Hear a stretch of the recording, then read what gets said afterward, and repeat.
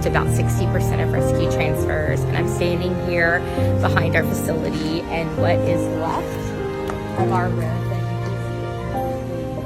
was blown off last night.